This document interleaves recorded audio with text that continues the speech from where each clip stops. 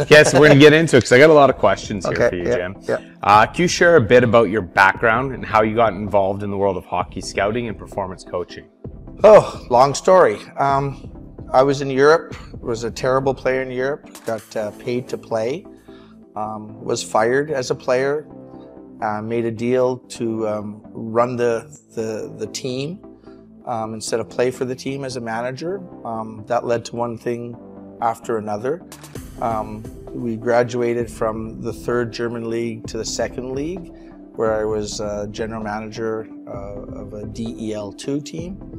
And then that led to the opportunity going to the DEL as a director of scouting for a long time of evaluating players to come into pro hockey, North American players, Scandinavian players, and German players as well. That franchise dissolved, and we decided to move back to Canada. When I've been back in Canada, I've been working with a Western Hockey League team, doing some stuff with the NHL Central Scouting on a part-time basis of just evaluating players for the entry draft, as well as the WHL Bantam draft. So I've got my fingers in a lot of different pies, and just figured out the way to evaluate players that move up from one level to the other, from the Bantam to the minor hockey 16s to the minor hockey 18s to Junior A to NCAA to Western Hockey League, East Coast, and so on and so on. Awesome. What inspired you to become a scout? And what do you enjoy most about the scouting process?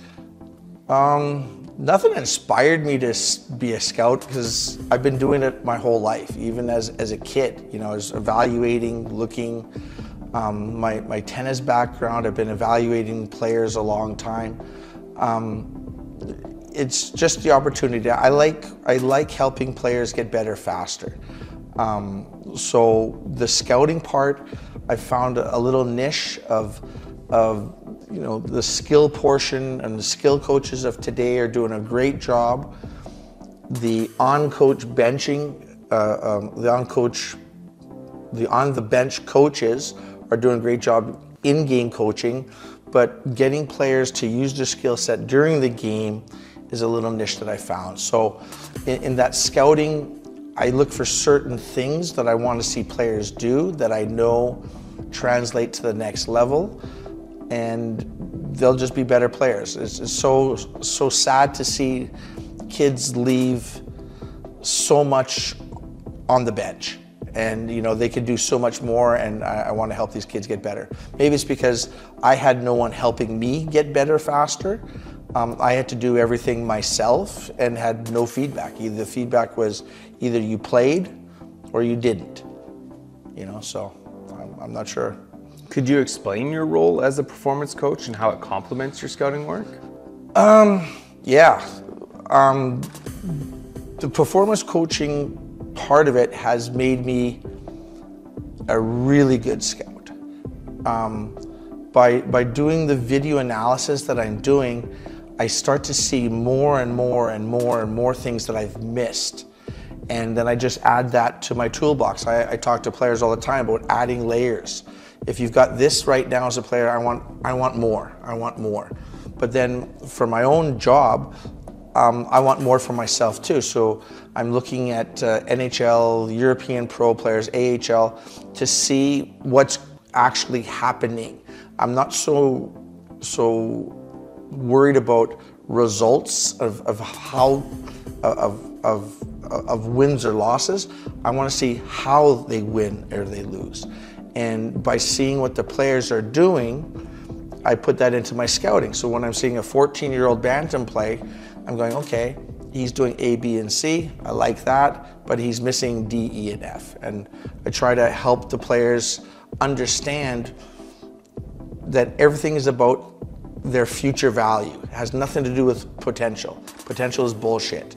It's future value. What are you going to give the next team from your performance? It's not about trying hard, it's about what are you actually doing. What kind of players do you typically work with as a performance coach, and what are the common goals that they have? The common goal is they all want to get better faster.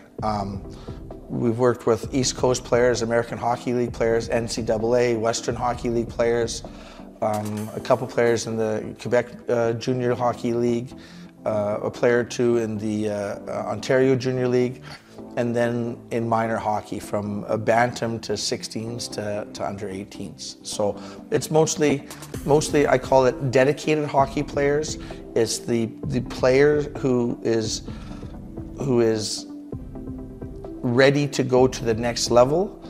I hate the word elite. I hate the word high performance. But I call it the dedicated hockey player. The player who wants to make hockey his profession, or at least try to make it a professional type of adventure. There's a big difference between playing AAA hockey and being a dedicated player wanting to play NCAA hockey. So NCAA hockey for me is professional, a professional mindset, a professional setting, how you go about your business is professional. And, you know, amateur guys, they just don't have that. In your 30 years of experience, what changes or developments have you observed in the world of hockey and player evaluation? In hockey, the skill level has gone high, but the level of play has dropped. The skating is faster, more powerful. The shooting is faster, more powerful. But the way the game is played is not as good. It hasn't progressed. On TV, the NHL game has progressed. The AHL game has progressed. The NCAA game has progressed. The WHL game has progressed. Minor hockey has not. It has regressed. So I think what has happened is, because of the way culture is right now, feedback is a pat on the back. Not that it should be a kick in the ass, but feedback should be basically directed directly to the player of what you're doing is either working or it's not working. And if it's not working, here's A, B, and C to get better, right? And as coaches, as a performance coach, my job is to help players get better. My job is not to be their friends. My job is not to make the parents happy or whatever. The on-ice performance dictates if the player will advance to the next level. So there's, you know, it's a little bit of an old school thinking, but do something good, and you'll be on your way to reaching your goals. How has technology like video analysis impacted the way you assess players and their performance? It's helped me be wrong less. You know, everyone talks about the eye test and analytics and the video. It cuts straight through to what the player's doing. There's no bullshit, there's no lying. This is what you're doing. And, you know, players will always say to me on a video analysis session, well, the coach said this. And I go, no coach has said this. You just show him the video. You say, you've got your back to the play, you're 80 feet away from the puck, and the defenseman wants to pass to you. I go, no coach has told you to do that. You're doing that yourself. So video is so powerful if you're doing it on an individual basis. A team video, I get it for structure and you got to talk to 20 guys at one time, but individual video for a player is powerful. It's very, very powerful. The kids see what they're doing. An AHL player goes like, oh my God, is that me? You go, yeah, that's you. You know, everyone wants more ice time. You show them the video, and then sometimes I'll say, you're lucky to get the ice time you're having. You should have less. What you're doing is you're doing nothing very, very well. And that you're getting 16 minutes, you should be getting 12 minutes. So video, it cuts right to the chase, and you have to separate the performer from the performance, which is I try to do. It's the hardest thing.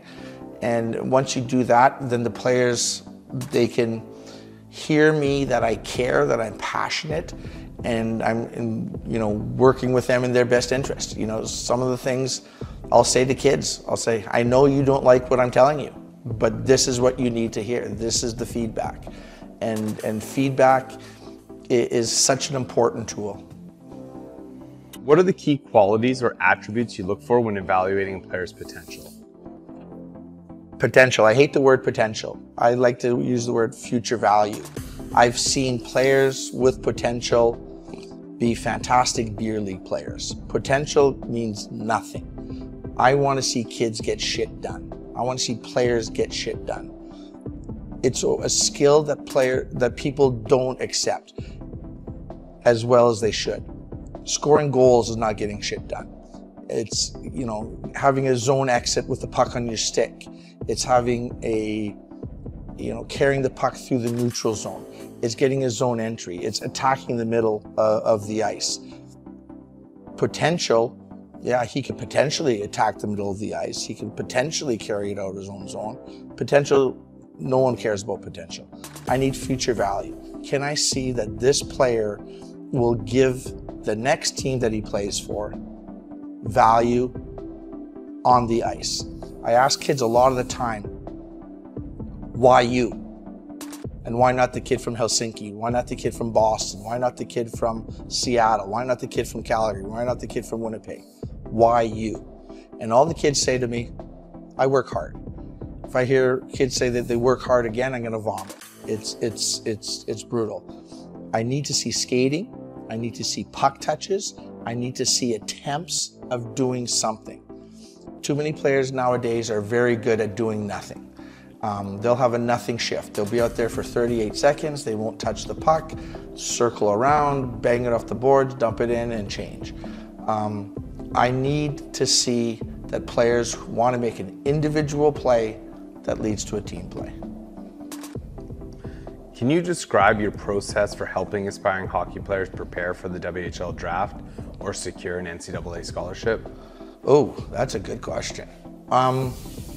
Again, players and parents get wrapped up on who's on the ice, how much ice time, how much power play time.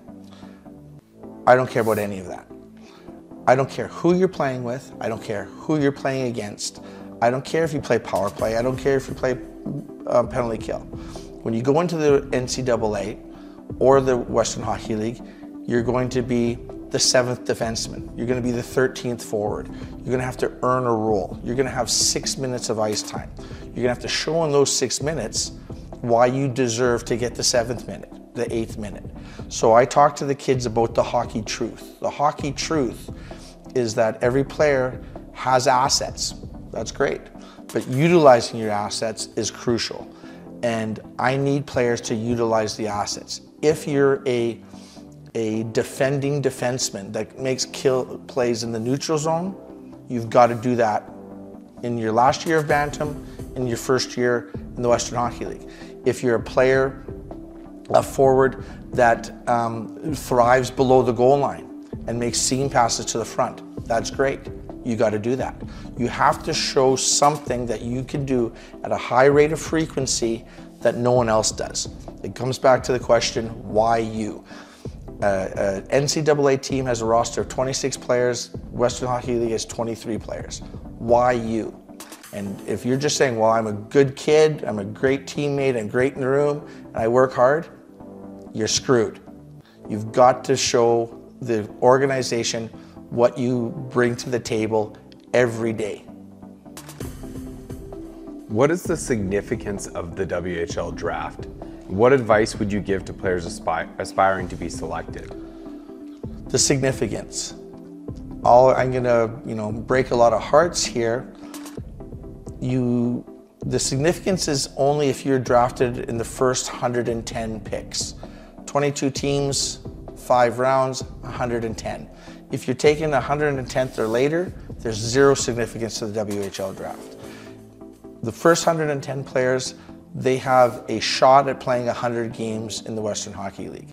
It's as simple as that.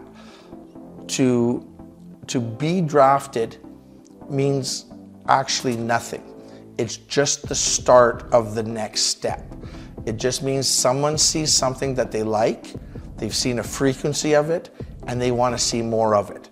So again, if you're a shot blocking defenseman and you block shots to get drafted, and now you say, well, now I'm drafted and you don't block shots, they will drop you like a bag of potatoes. The fall is very steep and very quickly. You get drafted for future value, and as soon as a team sees that there's no more value, you're gone. Same in the NCAA. The NCAA has 10 defensemen for 6 spots. They have 15 forwards for 12 spots. They have 3, sometimes 4 goalies for 2 spots. The competition is high, and they want high value players competing for those spots. They don't need babies, they don't need whiners, they don't need guys saying, well, I'm better than this guy, I need more ice time, I need more opportunity. It's a show me league. The Western Hockey League, show me what you're gonna do. NCAA, show me what you're gonna do. Don't tell me about it. How do you approach video reviews to help players improve their game? What can they expect from this process? They can expect the absolute truth. I'm not gonna baby wrap it. It's gonna be direct to the point, no bullshit. It's gonna be what coaches today are afraid to tell players. I'm going to independently look at what you're doing, if it's successful, if there's a frequency of it or not. From there, I want to provide solutions. I'm not just going to say, okay, this, and this doesn't work, but I provide solutions. I provide a map, a plan. In today's game, too many players say, well, I'll just play and I'll just do it by feeling. When you look at the best players in the world who have longevity, they do the same thing year after year after year. Now they tweak things, but it's the same thing. Sidney Crosby at 18 years old is doing the same things he's doing today at 35 years old. 17 years of everyone knowing he's the best, but he still takes the puck down low. He still goes in between the circles. He goes behind the goal, makes seam passes. He does the same thing. If you watch tape of him today in 2023 and tape of him in 2013 and tape of him when he came into the league in 2007 or 2008, it's the same. He does the same thing. And we try to get players to recognize that there's a offensive plan for forwards, there's a defensive plan for defensemen. Just follow the plan. The plan has to be here. When you go on the ice, there's a plan. And if you follow the plan, it's very hard to defend against the plan. It's very easy to defend against a player who has no plan. You have a reputation for direct communication style. Why do you think this is important in your line of work? Because it works, because players need it. Players want the truth. When you really dig past every layer, players want to get better. How they get better is relatively unimportant. Players want information. I have information. I give you the information. That's all I can expect from myself. That's all I can expect from the players. If a pat on the back is great once a plan has been established. But there's that old saying, if you don't have a plan, you're planning for failure. If there's no plan, how can I pat you on the back? I just don't understand that concept. If I see players making attempts at doing the right things at the right times and it doesn't work out, that's hockey. The defender's job is to make sure that you don't make a play. But I need to see the execution of an idea. If it works or it doesn't work, that's fantastic. I just have to see it. Executing a play that doesn't work shows me future value. It shows me that you're ready to do that against a better player, against a better team, against an older player, a more experienced player. Telling players the truth about their game is, from my point of view, is communicating with them on how to get better faster. What separates a player who gets drafted in the WHL or earns an NCAA scholarship from those who don't? Are there common traits or habits among successful players? Absolutely. The most common trait is the successful player at the Western League or NCAA, they want more feedback. I have players who text me and call me and they want more. I have other players where the parents will call and text me and say, well, you know, little Johnny, he doesn't understand that concept. He's playing with little Stevie and little Stevie can't get him the puck. Excuses are like assholes. Everyone's got one. The high-performing players don't have excuses. They want more feedback. Feedback is not a negative thing. I don't give people negative feedback. What I do is I give them feedback that will help them get better. And the players in the Western Hockey League, the players in NCAA, the players who get drafted, the guys who are making money at the game, they want feedback. They want to get better, and they know that I'm working in their best interest. Can you share some success stories of players you've worked with who have achieved their goals in hockey? Sure. I wouldn't say names, I'll just, situations. There's a player, Western Hockey League. We've been working with him for 2 or 3 years, a defenseman. Who wasn't playing with enough sandpaper, wasn't having enough puck touches, was playing on a bad team, felt sorry for himself. And we basically said, it's not about that. It's about you doing what you're capable of doing.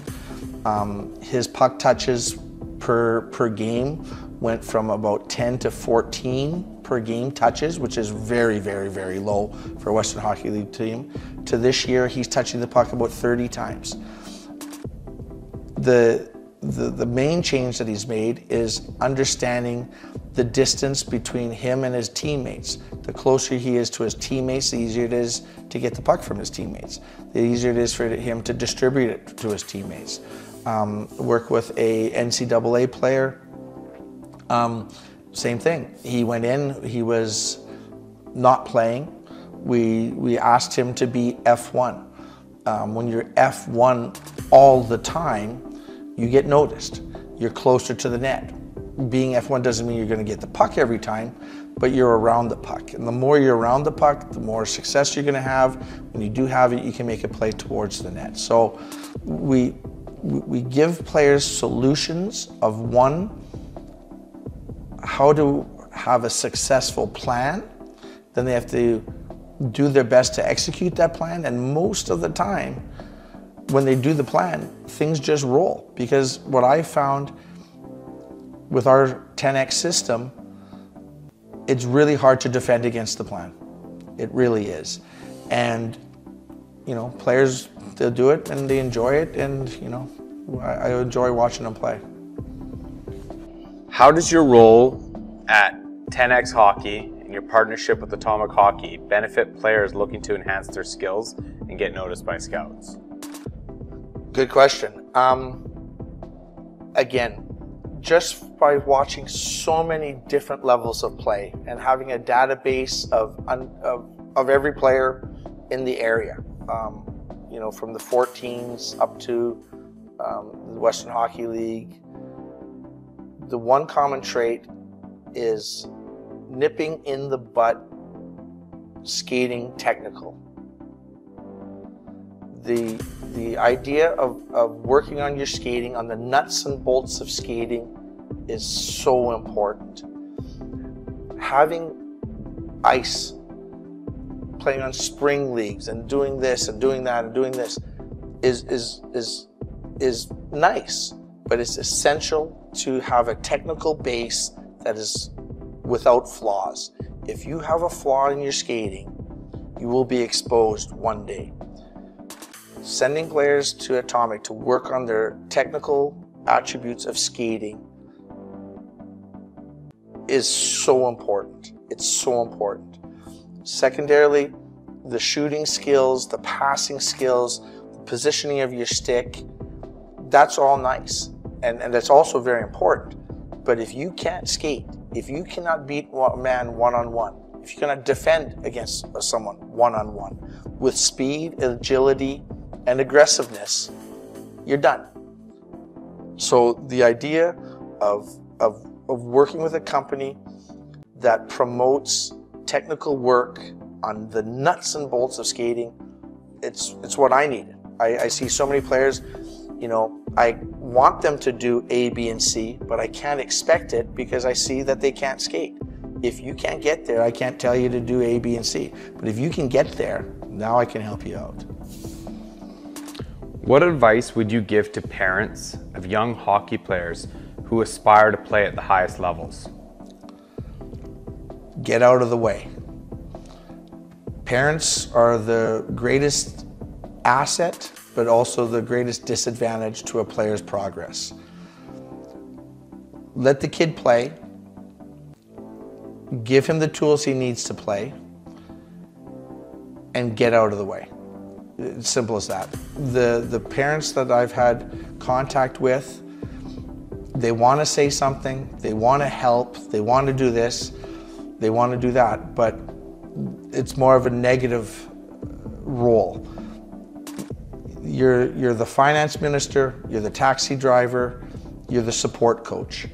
And that's what you do. You just support your kid. The whole idea of playing hockey is kids to have fun.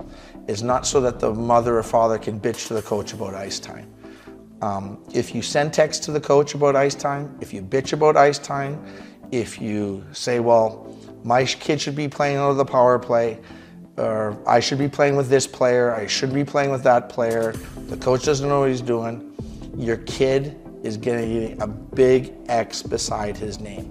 It's just the way it is. Along the same lines of kind of a question that I've already asked, but this is just kind of like understanding that, you know, you can be elite in the WHL and other major junior and not go on to the next level. As a scout, what do you believe sets apart elite players who make it to the NHL from others? The NHL is a different breed. I look at it, even though I'm not a car guy, I look at it as cars. Guys who are in the NHL are a Rolls Royce and a Lamborghini. They're not even Porsches. They are so far beyond comprehension of what they're able to do. Game in, game out, year after year, month after month, day after day. It's such a grind. Their physical capabilities are so high. They fuel their bodies, they rest their bodies. Everyone says they work hard. They don't. The guys in the NHL work like animals. They're jumping rope in the morning, they're going running, they go to the weight room, they go on the ice, they rest, and then they do it again, and again, and again, and again, and again. The work rate, it's not how hard you work, it's what you work hard on. And that's the separating factor. A lot of kids in the Western League, the NCAA, they do work hard, right? That's fine. But the elite are the Rolls Royces and the Lamborghinis. Not everyone can afford those. Not every professional or good hockey player could become one of those. It's just the way it is. The Western League is full of guys who are BMWs and Mercedes, NCAAs, BMWs and Mercedes, but the elite, the Rolls Royce, the Lamborghini, as in real life, only a certain level of income will get you those cars, and only a certain level of playing ability will get you to that level of hockey as well. What do you think is the most exciting aspect of the game of hockey? And why does it continue to capture the hearts of so many? Everyone likes watching guys compete with aggression. They like watching compete with speed. They like compete with talent. They like compete with skill. And hockey blends that all. It's the physicality of being in an enclosed space where you can make someone look foolish or someone can make you look foolish. It's by making plays where we've all played some form of road hockey or minor hockey, and we go, we can't do that. And I think it's just a fascinating thing for the Canadian or North American person to watch and to going like, these guys are really good. And it's that little fantasy that plays out. You know, when we're playing on a Tuesday night at 10 o'clock in some rink, and you go like, dude, I can't even skate 10 feet with the puck. And you see Sidney Crosby skate 125 foot with the puck, beat 5 guys, and go bar down. You know, it's just fascinating. Can you share your thoughts on the importance of mental toughness and resilience in hockey, both as a player and a coach? Resilience. As a player, every shift that you're there, someone is trying to impede what you are doing. Someone is trying to put their will on you. You have to understand that, and as a good hockey player, you have to defeat them. Hockey is a game of one-on-one consistent battles. It's not just battles for the puck, it's battles for space, it's battles for speed, it's battles for position. And it's a mental grind of just doing it. You know, I talk about climbers and campers. A climber is someone per shift who's doing something, and a camper is someone who does safe. I hate when a player or a parent tells me, well, he's the defensive conscience of the team. I go, yeah, there's just code for he doesn't know what to do. He's doing nothing out there. Mental toughness is putting yourself into a position where you're going to have to do battle. And what that battle is, or if you win or lose it, is irrelevant. If you show up for the battle, you're a winner. If you avoid the battle, you're a loser. For coaches, the mental side is how to get your message across. We do have to have some positivity. All negative all the time obviously doesn't work, but all positive all the time doesn't work. And that's what people forget about mental feedback. If you just tell people 100 great things that you're doing, you're lying to them. You tell them 100 bad things, you're lying to them as well. So it has to be a mixture of salt and pepper. The resiliency of hockey, because it's a battle sport, is one of the, going back to one of your other questions, it's another of those intangibles that separate high performance players. The ones who play on TV, everyone thinks, well, Connor McDavid's been given everything in his life, but he hasn't. He's taken things through his mental toughness. How many times do you think another coach has circled number 97 on the board and say, do not let this kid get the puck. Slash him, hook him, cross-check him, put him out, get on him. Every day since the kid's been 10 years old. He's done that for 18 years. That's mental toughness, of knowing that they're coming after you and you still get shit done.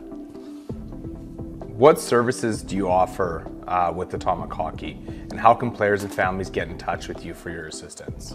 Getting in touch would be just, talking to Brad or myself directly through email or text. What we want to do here at Atomic Hockey is just do video sessions.